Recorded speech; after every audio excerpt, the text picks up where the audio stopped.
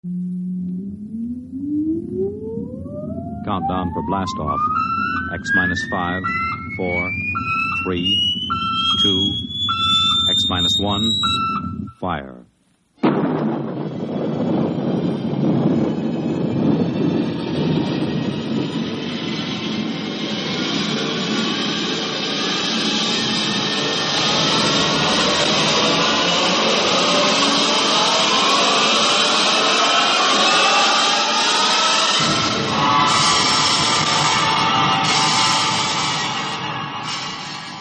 From the far horizons of the unknown come transcribed tales of new dimensions in time and space. These are stories of the future, adventures in which you'll live in 1,000,000 could-be years on 1,000 maybe worlds. The National Broadcasting Company, in cooperation with Street and Smith, publishers of astounding science fiction, presents X minus 1.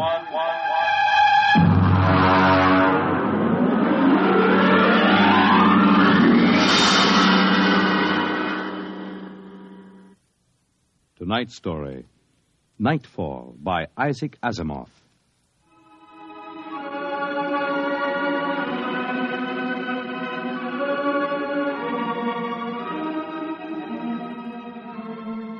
Ralph Waldo Emerson speculated if the stars should appear one night in 1,000 years, how would man believe and adore and perceive for many generations the remembrance of the city of God?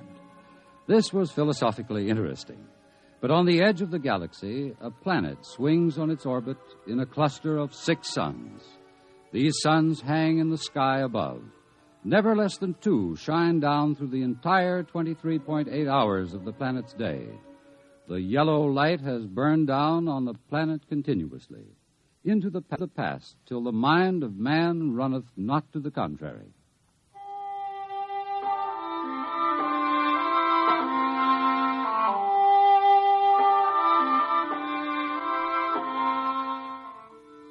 Theremin was a reporter for the Saros City Chronicle. He covered them all, from the night police beat to politics to the sports pages, and the city editor wanted him to cover the biggest story of the year, perhaps of all time. It was an interview, a particularly difficult interview. But then, since his first days as a cub, Theremin had specialized in difficult interviews. It cost him bruises, black eyes, and broken bones, but it had gotten him an ample supply of coolness and self-confidence. He didn't expect violence, though, from an astronomer. You're from that newspaper? Well, you got a lot of gall coming here. Well, now, look, Dr. Aton, it's only a job. I've read your paper. You've been writing this observatory for 2 months now. You've attacked me personally. I have nothing to say to you.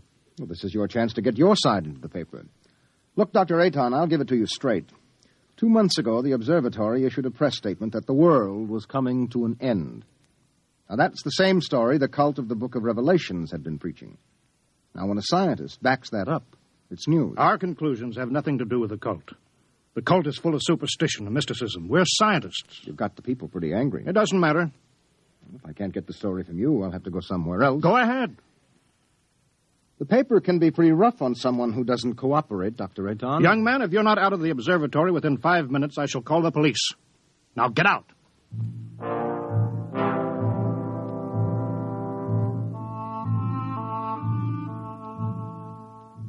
The reporter walks down the long hall from the observatory. The light filters through the high, clear-story windows. The yellow light of Gamma, the brightest of the 6 suns in the planet's sky.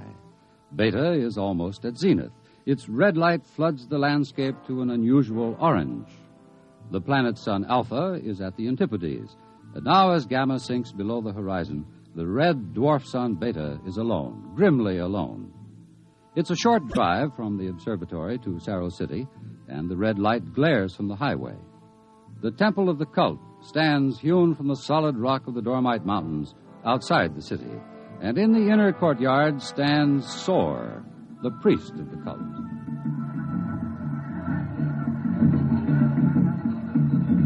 Woe to the unbelievers! Their souls will rot with the absence of light. Tell me, Your Reverence, what will happen? What are you waiting for here? The day of the coming. It is written in the Book of Revelations. It came to pass the sun Beta was alone in the sky, and the world was shrunken and cold, and men did assemble in the public squares and highways. Their minds were troubled, and their speech confused, for the souls of men awaited the coming of the stars. And the lip of the cave of darkness passed the edge of Beta, and loud were the cries of men, and there was no light on the surface of the world. And in this blackness there appeared the stars in countless numbers, and in that moment the souls of men departed from them, and their abandoned bodies became even as beasts. From the stars then reached down the heavens flame, and where it touched, the cities of the world flamed to destruction, so that of man and all the works of man naught remained. So it is written.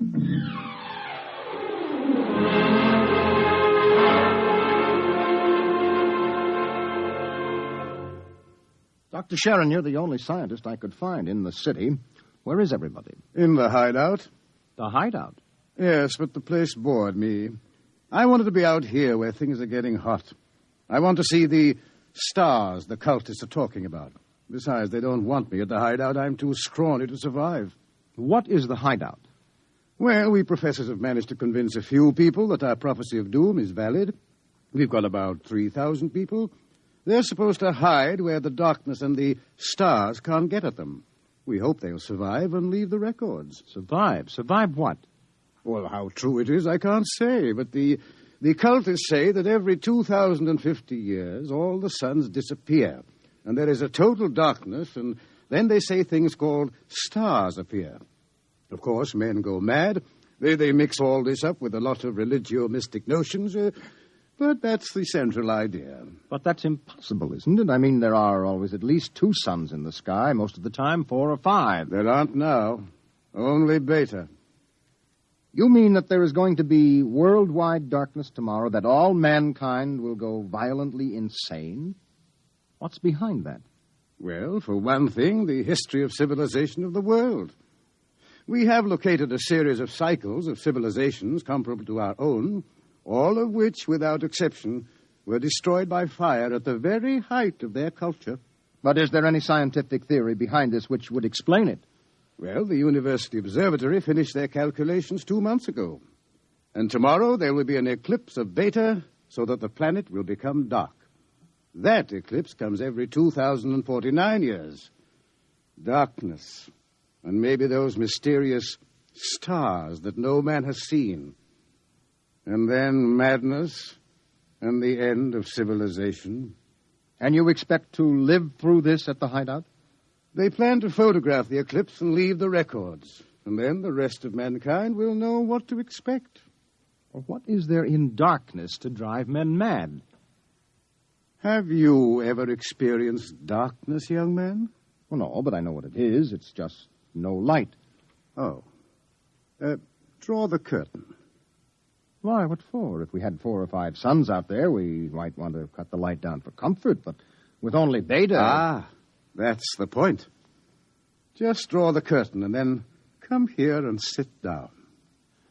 All right.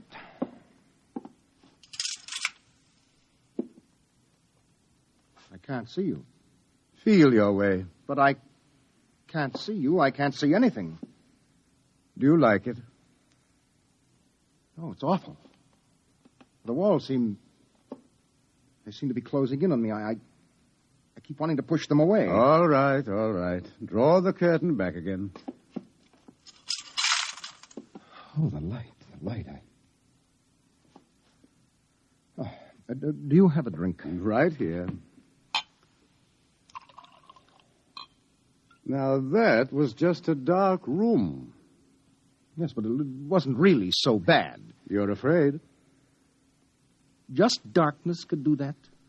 This isn't just a metaphysical theory, young man. It's promulgated from observed data. Well, come with me. Where? The locked wall down the corridor.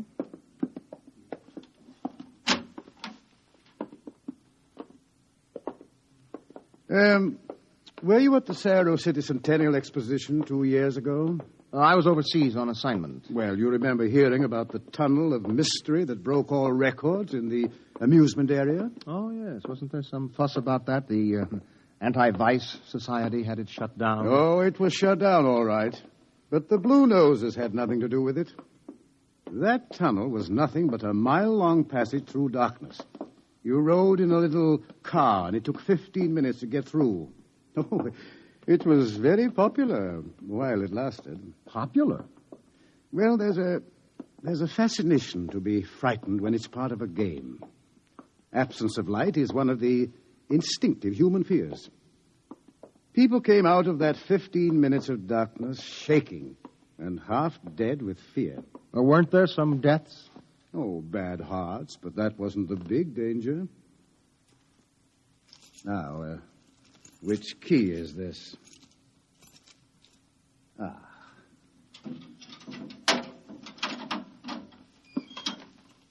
Where are we going? You'll see.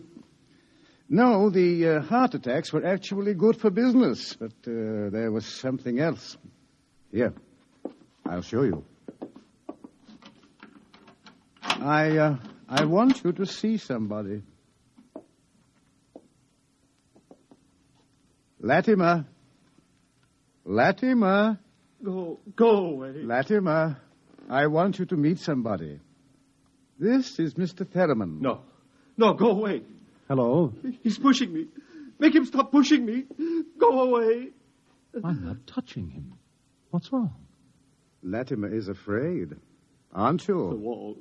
They're falling in on me. The walls. I've got to get out. I've got to get out. Let me out. You can't go out, Latimer. It's all right. I've got to get out. Let me out. Let me out. Let me out. At sleeping period, we have to give him a shot of morphine. Otherwise, he'd bat his brains against the wall. What's wrong with him? Nothing. Nothing but 15 minutes in the darkness of the tunnel of mystery. Oh, that's impossible. 1 person out of 10 came out of the tunnel that way. That's why we had it shut down. But why should darkness do that? It's obvious men cannot exist without light. Longer periods of darkness would obviously be fatal. The scientific theory is that the consciousness of light is necessary for mental activity. Please, doctor, let me outside. Let me out, please. I can't breathe. They're pushing me. They're always pushing me. I can't stand here. Well, there you are, Theremin. That's what 15 minutes of darkness will do. Man just wasn't built to operate without light. There are always at least 2 suns in the sky, most of the time more. Just 15 minutes of darkness. Now, look out of that window. Imagine darkness everywhere. No light as far as you can see. Black. Everything black. And stars, whatever they are. Can you conceive it? No, your mind wasn't built for that conception. When the real thing comes, you will go mad. Completely and permanently. There is no question of it. Tomorrow, there won't be a city left standing in the world. Why should the cities be destroyed? If you were in darkness, what would you want more than anything else? What would it be that every instinct would call for? Light. And how would you get light? I don't know. You'd burn something. They've got to have light. They've got to burn something. And every city in the world will go up in flames. Well, shall we go back to my office, Mr. Theremin, and have another drink?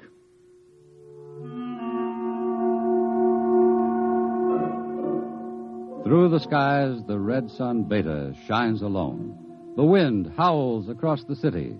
It is cold, colder than man can remember. And as the hour approaches, the reporter goes out and speaks to the man in the street. Excuse me, where are you going now? Home for supper. How about, what are you going to do tonight? Oh, you mean about this star stuff? Look, I'll tell you, mister, I got nothing against religion, see? But it don't stand to reason that the end of the world is going to come boom like that. It just don't stand to reason. Have you read what the scientists say? Nah, I don't read stuff like that, only the headlines. Or how about the cult? Well, now, like I say, I've got nothing against religion. But you don't believe them either. They've always been shouting about doom and sin. Listen, when you've been around as long as I have, you get to know the score. It's all right to preach Judgment Day is coming and all that, but just the same, I'm putting money in the bank. How about darkness? About what? How would you feel if there were no light? You crazy. How could there be no light? Well, suppose all the suns went down at once. Suppose everything was black. That's crazy. What's the use of supposing something like that? It couldn't happen. It's crazy. That's all. Thank you. Sure. Oh, look, mister, remember, pallet with 2 L's?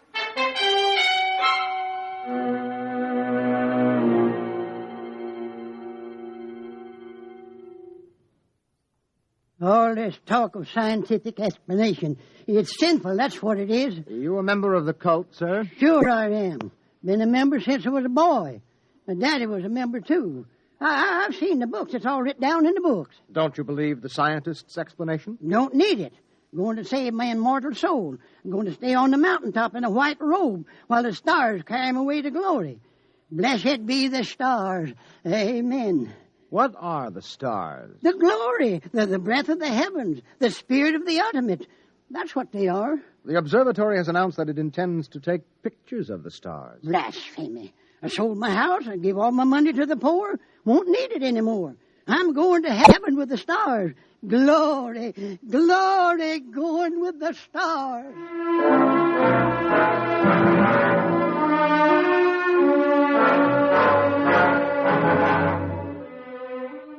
The reporter checks the stock exchange, the stores, business at a standstill. Doesn't pay to buy anything today, not if the world is going to end tomorrow. There are predictions of economic collapse in the financial section, layoffs at the factories on the edge of the city. And through the streets, the people will mill and turn, unsure, crying in fear or shouting with bravado. The story isn't here in the city. And so, as the hour approaches, the reporter goes again to the observatory, high in the hills. Look, Dr. Aton, if you are right, if the world is going to be destroyed, what is the difference if I stay here and observe and take notes? Nothing, I suppose. You will be in the way. We have work to do. If I stay out of the way. Hello. Oh, this place is like a morgue. It's freezing outside. The wind is enough to hang icicles on your nose. Beta doesn't seem to give any heat at all, the distance it is. Why aren't you in the hideout, Sharon? Me? I'm part of the race that isn't worth perpetuating. Who's got a bottle? There'll be no alcohol today. Be too easy to get my men drunk. I can't afford to tempt them. All right, Thurman, you can stay. Time we took our positions. The observatory dome is up these stairs. After you. Ah! What is that? Up in the dome, quick! What is it? It's the plates. The photographic plates are all smashed. There he is. A cultist. He's going for the telescope. After him. All right, I've got him. Let go! No. Let go must be destroyed! It must be! It's all right. He didn't harm anything. Let him up. Well, that's the high priest. I was talking to him yesterday. All right. What do you want? Nothing that you would give me of your own free will. I made a bargain with the cult to give me certain data that you had. In return, I promised to prove the essential truth of the creed. There was no need to prove that. It stands proven by the book of Revelations. I offered scientific backing for you believers. You made of the darkness and the stars a natural phenomenon and removed all its real significance. That was blasphemy. The facts exist. Your facts are a fraud and a delusion. How do you know? I know. I suppose you think in trying to warn the world against the menace of madness, we are placing souls in jeopardy, huh? Well, we haven't succeeded, if that makes you feel better. Your devilish instruments must be destroyed. We obey the will of the stars. Someone call the police in Cerro City. There's no time for that. Let me handle this. The eclipse is only a few minutes away. Look, you. Will you give your word of honor to cause no trouble? I will not. Listen. Just as soon as the eclipse starts, we're going to take you and put you in a closet with the door closed, and you will stay there. Then you won't see the darkness, and you won't see the stars. And that means the loss of your immortal soul, according to the cult. All right. Will you give your word of honor? You have it. You will all be damned for your deeds of today. Look, Look at Beta. The eclipse has started. You can see the blackness against Beta. Get busy on those cameras. Check the exposures very carefully. You're shaking, Mr. Ferriman. Yes, I don't feel very well. You're not losing your nerve. No, I'm just not used to it. You could probably make the hideout. I have been assigned to cover a story. I intend to cover it. Oh, professional honor? Yes. Yes. Allah Sophanet Radrock. Allah Sophanet. What is that? The cultist. That's the book of Revelations. I don't understand it. He is chanting some old cycle language. The book of Revelations was originally written in it. There are probably 2 million people in Cerro City who are trying to join the cult. One gigantic revival. How do the cultists manage to keep the book of Revelations going from cycle to cycle if everyone goes mad? Who wrote the book? There are some people who don't see the stars. The blind, those who drink themselves into a stupor, and children, to whom the world as a whole is too new and too strange for them to be frightened at stars and darkness. They would have memories, and that, combined with the confused, incoherent babbling of the mad, form the basis for the book of Revelations. Oh, the cult will be riding high down there in the city. I hope they make the most of it. Dr. Sharon, I just heard from the hideout on the private line. Oh, they're in trouble? They are safe, but the city is a shambles. You have no idea. Well, it'll get worse. What are you shaking about, Dr. Ayton? How do you feel? You don't understand. The cultists are rousing the people to storm the observatory, promising them immediate entrance into grace, promising them salvation, promising them anything. How long till the total eclipse? An hour.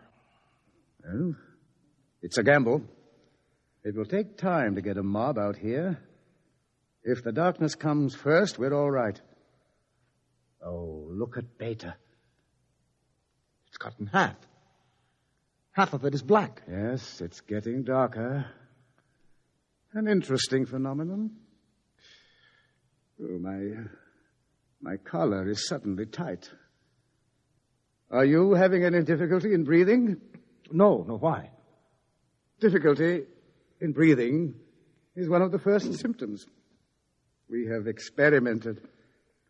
I'm cold. It seems to be getting colder. Yes, well, we'd better keep our minds on something else. One of the astronomers has a theory about the stars, far away to see in the light. He developed a fantasy about a planet revolving around one sun.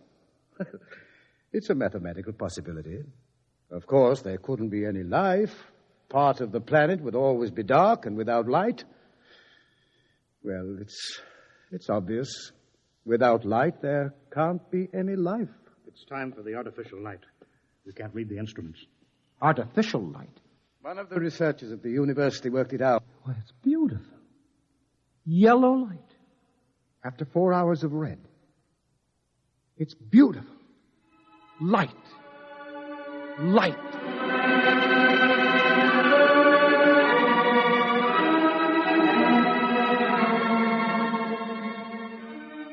The dome is quiet. The priest in his yellow robe sways slowly as his lips move in the ancient tongue. Over and over, he whispers the invocation to the stars. The technicians hunch over the instruments, and the sky gradually turns a horrible deep purple red, and the air grows denser. Dusk, like a palpable entity, enters the room, and the dancing circle of yellow light about the torches etches itself into ever sharper distinction against the ever-gathering grayness beyond. Outside, Beta is a mere smoldering splendor, taking a last look at the world. The western horizon, in the direction of the city, is lost in darkness, and along the highway to the observatory surges a menacing, shadowy mass. Mob from the city, they're coming. How long till total eclipse? 15 minutes. But they'll be here in 5. We'll hold them off. Come on, Ferriman, downstairs. But there's no light down there. We have to block the door. Come on. I can't breathe. I can't go down there. Take a torch. We'll take light with us. Come on.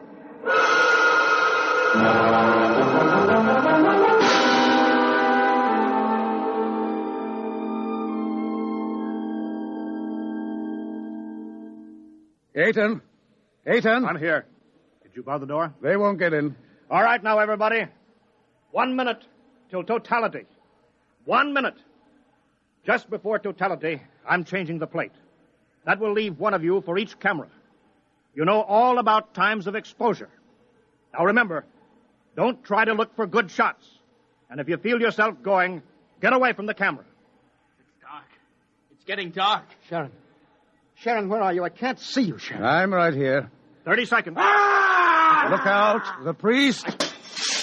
I can't see him. And the wicked shall perish, and the souls of the true believers shall be transported in glory to the stars. You can see him against the torch. Don't let him get to the From the telescope. stars there reached down a heavenly flame, and where it touched the cities of the world, flame to utter destruction. Grab him! You shall not Grab him! blaspheme! The world must be destroyed by the stars! It must be! Let me go! I'll take care of him. Stars! The stars!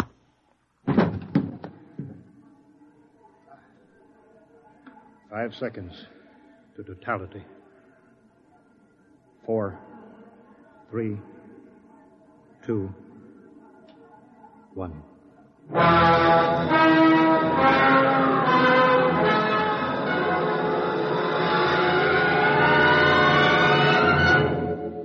The sky is black, and through it shine the stars. 30,000 minute suns shine down in a soul-searing splendor. It is more frightening in its awful indifference than the bitter wind that shivers across the horrible, cold, bleak world. The stars. The stars. The stars. It's dark. Dark. Dark. The walls. The walls are coming in on me. They're coming in. Light. Light. Light. Darkness. Forever. Light. And ever. And ever. Light. And the walls are breaking in. We did not know. We did not know. We did not know.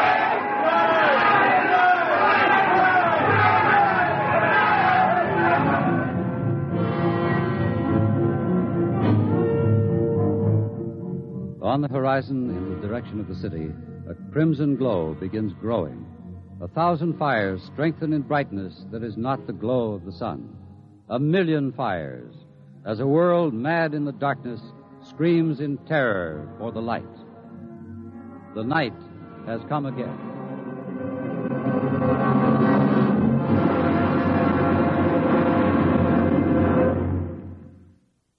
You have just heard X-1, presented by the National Broadcasting Company in cooperation with Street and Smith, publishers of astounding science fiction.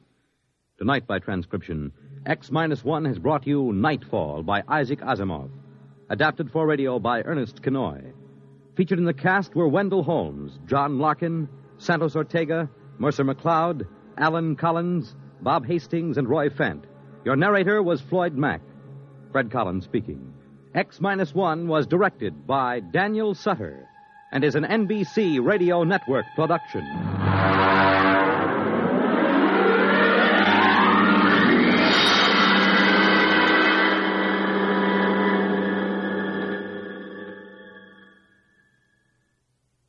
It's groomed for your interests. Weekday NBC Radio.